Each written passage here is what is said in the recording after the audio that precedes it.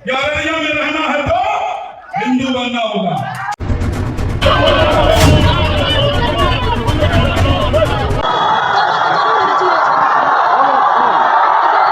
चलिए, जो होगा बनिए के लिए होता है।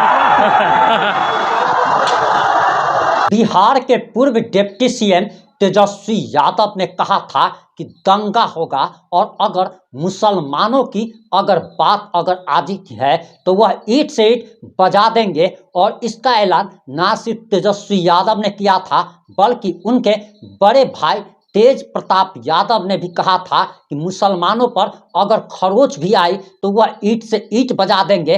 कब्र खोद देने का वादा पप्पू यादव ने किया था और पप्पू यादव ने कहा था कि हम कब्र खोद देंगे। और ठीक वही बात अररिया में हुआ है। और अररिया ही नहीं बल्कि पूर्णिया में भी तलवार, लाठी और डंडे लेकर सड़क पर लोग उतर गए और उसके बाद दंगा भड़क गया है। हजारों की संख्या में अररिया और पूर्णिया की सड़कों पर मुसलमान निकल गए और उसके बाद तोड़ फोड़ की घटना शुरू हो गई। वहीं मौके पर कई थानों की पुलिस भी कैंप कर रही है। आखिर यह दंगा कैसे भड़का, आखिर मुसलमान उग्र कैसे हो गए, ये तमाम बातें इस 5 से 8 मिनट की रिपोर्ट में हम आपको बताने जा रहे हैं।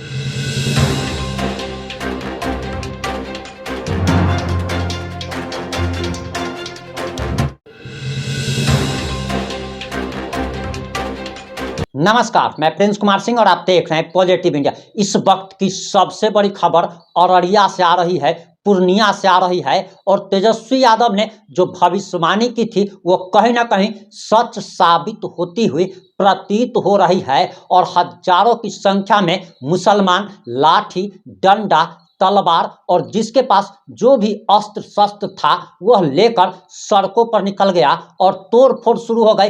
आखिर यह तोड़ फोड़ क्यों शुरू हुई तो वो हम आपको आगे बताएंगे, लेकिन उससे पहले आप जरा यह वीडियो देखिए।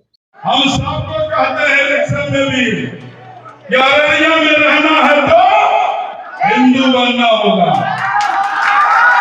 हम सबको कहते हैं इलेक्शन में भी कि अररिया में रहना है तो हिंदू बनना होगा।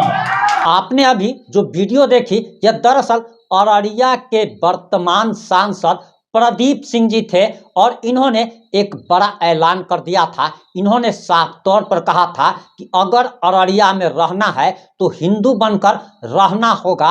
हालांकि बाद में इन्होंने अपने बयान से खुद ही पलटी मार ली और नीतीश कुमार तो खैर बेकार में बदनाम है, बल्कि ऐसे करोड़ों नेता हैं जो कि सुबह में कुछ और बोलते हैं और 2 घंटे के बाद पलटी मार जाते हैं। और यही प्रदीप सिंह पलटी मार गए और इन्होंने क्या कहा बाद में और माफी मांगते हुए क्या कहा वो सुनिए, उसके बाद हम आपको आगे की बात बताएंगे। पहले तो शाहनवाज हुसैन को बोलने के लिए भी नहीं आता है। उनको इतना लिहाज करना चाहिए कि मेरे पिताजी के साथ वो काम किया है, उनके पिताजी का ही मैं साथ काम किया हूं और उनसे बहुत सीनियर हूं। बच्चा था तो एक तो जिस पार्टी में गया है, जिस तरह का भाषा का इस्तेमाल किया है, हमसे तो बात भी होती थी उनकी, जब से चुनाव लड़ा है नहीं बात होती है, लेकिन ऐसे नेताओं का बयान को भी पब्लिक देख रही है। हमने तो ये नहीं कहा कि तुम्हारा बाप का राज है, लेकिन उसने बाप मैं सब उठता है तो वह भी पब्लिक देख रही है। हम कभी ऐसे शब्दों का इस्तेमाल उसके लिए नहीं किया है, उस परिवार के लिए नहीं किया है, लेकिन वो तो अति पार कर दिया। तो सब जस्टिस करेगी पब्लिक। और हम उतना जिस तरह का भाषा वो बोलता है क्योंकि उसकी पार्टी वैसी है। अब तेजस्वी यादव ही कहता कि ईंट से ईंट बजा देंगे। तेजस्वी यादव को भी सोचना चाहिए, बोलना चाहिए कि अगर सांसद जी का बयान गलत है तो जांच हो, IFSL टेस्ट कराया जाएगा। अगर गलत है तो उस पर भी FIR हो, कानूनी कार्रवाई हो कि ईंट से ईंट बजा देगा। तेजस्वी यादव हमको सर्टिफिकेट देगा। अररिया की जनता 3 बार हमको सर्टिफिकेट दिया है MP में, और हिंदू मुसलमान दोनों दिया है। इसीलिए यह राजनीतिक भाषा है। मुझे तेजस्वी यादव और किसी का प्रमाण पत्र का जरूरत नहीं है। हम हिंदू मुसलमान दंगा फसाद करने वाले व्यक्ति ही नहीं है। अब है कि वो स्वाभिमान यात्रा में आए थे हिंदू, तो अपने हिंदू को जगाने की बात किया, अपने इष्ट देवता की बात किया, हिंदू धर्म का प्रचार किया, हिंदू को गोलबंद होने के लिए कहा। हम कहा कि मुसलमान हिंदू बन जाओ, ऐसा तो था। आपने अररिया के वर्तमान सांसद प्रदीप सिंह का वो बयान भी सुन लिया कि वह अपनी ही बातों से कैसे पलट गए। अभी सबसे पहले इन्होंने कहा था कि अररिया में अगर रहना है तो हिंदू बनकर ही रहना होगा, और उसके एक दिन के बाद जब बवाल मचता है, उनके बयान की भर्त्सना की जाती है, उसके बाद ये पलट जाते हैं और अररिया में दंगा शुरू हो जाता है। आखिर अररिया में जो दंगा भड़का है, आप उसका भी जरा एक बार विजुअल देख लीजिए।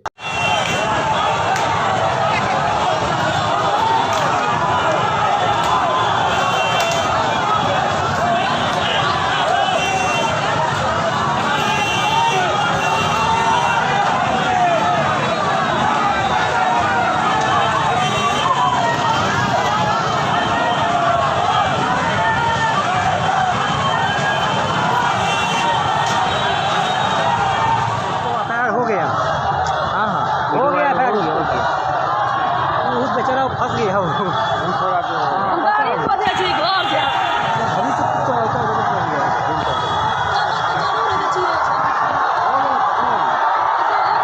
चलिए, जो होगा बनिए के लिए होता है।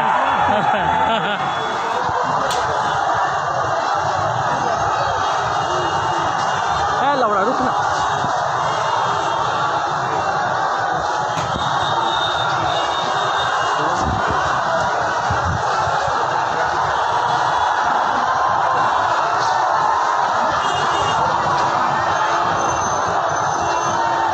आपने वीडियो देख लिया होगा कि किस प्रकार से उग्र प्रदर्शन किया जा रहा है, तोड़फोड़ किया जा रहा था, सरकारी संपत्तियों को नुकसान पहुंचाया जा रहा था, और मुसलमानों ने अररिया और पूर्णिया में पूरा बवाल मचा रखा है। वहीं आपको जानकारी देते चले कि मीडिया रिपोर्ट्स के अनुसार जो जानकारी आ रही है वो भी हम आपको आगे बताएंगे, लेकिन इससे पहले आपको बताते चले कि भाजपा के फायर ब्रांड नेता और केंद्रीय मंत्री गिरिराज सिंह ने तेजस्वी यादव पर दंगा करवाने का बड़ा आरोप लगाया है, और उन्होंने कहा कि उनकी हिंदू स्वाभिमान यात्रा सफलतापूर्वक हो रहा था। लेकिन इसी बीच तेजस्वी यादव का बयान आता है, और तेजस्वी यादव का बयान आते ही दंगा शुरू हो जाता है। कहीं ना कहीं बिहार के पूर्व डिप्टी सीएम तेजस्वी यादव पर दंगा कराने का एक बड़ा और गंभीर आरोप वर्तमान केंद्रीय मंत्री गिरिराज सिंह ने लगाया है। वहीं मीडिया रिपोर्ट्स के अनुसार जो जानकारी आ रही, दरअसल उसके अनुसार बताया जा रहा कि बीजेपी सांसद प्रदीप सिंह के बयान के बाद बवाल मचा हुआ है, और हजारों की तादाद में आक्रोशित युवाओं ने, मुसलमानों ने प्रदर्शन किया। सड़क पर आगजनी की। करीब 1.5 घंटे तक शहर के गोढ़ी चौक पर लोगों ने जमा होकर जुलूस निकाला, और इस दौरान सरकारी संपत्तियों को नुकसान पहुंचाया गया। इसी दौरान आक्रोशित युवाओं ने सड़क के किनारे लगे सांसद के बैनर होर्डिंग को भी फाड़ दिया, और उनके खिलाफ नारे लगाते हुए शहर के चांदनी चौक पर पहुंच गए। मुस्लिम युवाओं ने बीजेपी सांसद से अपने भड़काऊ बयान के लिए माफी मांगने की मांग की। वहीं अररिया की राजनीति में रहना है, अररिया में रहना है तो हिंदू बनकर रहना होगा, ऐसा बोलने पर प्रदीप सिंह के खिलाफ मुसलमान आक्रोशित थे, और उन्होंने साफ तौर पर कह दिया कि जल्द से जल्द प्रदीप सिंह को माफी मांगनी ही पड़ेगी। वहीं आपको बताते चले कि बीजेपी सांसद अपने भड़काऊ बयान से जिले में सांप्रदायिक तनाव पैदा करना चाहते हैं। मुसलमान युवाओं ने बड़ा गंभीर आरोप बीजेपी के वर्तमान सांसद पर लगा दिया है। वहीं जैसे इस बात की जानकारी पुलिस प्रशासन को लगती है, मौके पर भारी संख्या में पुलिस के जवान पहुंच गए। सदर एसडीपीओ एएसपी रामपुकार सिंह ने पहुंचकर भीड़ को शांत कराया और उन्हें समझा बुझाकर वापस भेज दिया। फिलहाल शहर में शांति कायम है, लेकिन पूरा शहर पुलिस छावनी में तब्दील कर दिया गया है। सड़कों पर पुलिस के हजारों जवानों को तैनात कर दिया गया है। वहीं एसडीपीओ अररिया का भी बयान सामने आ गया है, और उन्होंने कहा है कि लोगों ने जाम कर दिया था, आगजनी की है, सरकारी संपत्तियों को नुकसान पहुंचाया गया है, सभी को समझाया गया तो लोग शांत हुए हैं। फिलहाल स्थिति सामान्य है, अब सब कुछ ठीक है, जाम हट गया है। वहीं आपको बताते चले कि लगातार जब इस बात का विरोध हो रहा था तो प्रदीप सिंह ने सामने आकर माफी मांग ली है। लेकिन अब सबसे बड़ी बात तो यह है कि आखिर ये लोग थूक पहले फेंकते हैं और उसके बाद चाट क्यों लेते हैं, ये बात समझ में नहीं आ रही। अगर आपको इस बारे में कुछ भी पता होगा तो आप लोग कमेंट करके जरूर बताइएगा। जुड़े रहें हमारे साथ। जय हिंद, जय भारत।